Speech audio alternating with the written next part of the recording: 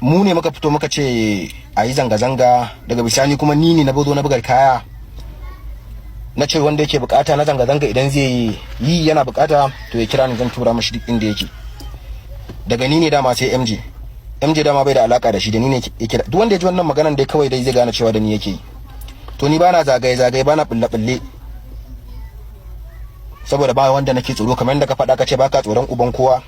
Yanda kake tunanin baka tsoron kowa da kai kafa hoton uban kowa ka zaga. Mu muna da ladabi da biyayya, ba ma zagin na gaba da mu, amma kuma kar ka manta ba ma kunyan mara kunya.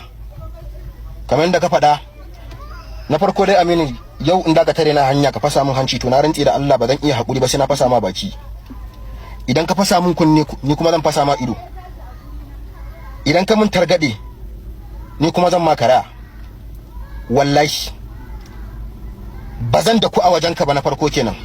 Idan kuma kana tunanin akwai wa'inda da ka iya aikowa, ka san inda iyayena suke gidansu, ka san gidana, ka san shagunana da inda nake harka nake wasu duk wani abubuwa na, ba wani abu boyayye a wajenka, duka ka sani. To idan turo su za ka yi ka turo, idan kuma da kanka da ka zo ina jiranka.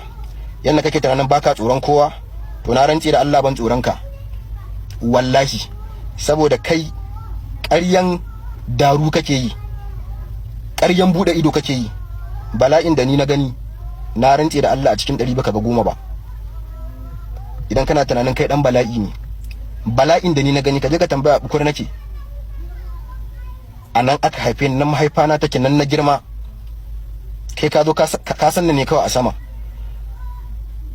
To duk wanda yake bukur ka je ka gaya mishi, idan har ya zo yana bukur aka yi wannan yakin to ya ga bala'i.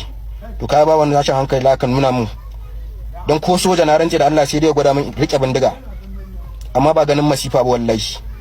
Saboda na ga masifar da na rance da Allah idan na sa ruwa a baki na, yanda ka san an zuba ruwa a cikin tafashashen kwano zai cush, haka lokacin idan har na sa ruwa a baki na haka yake yi.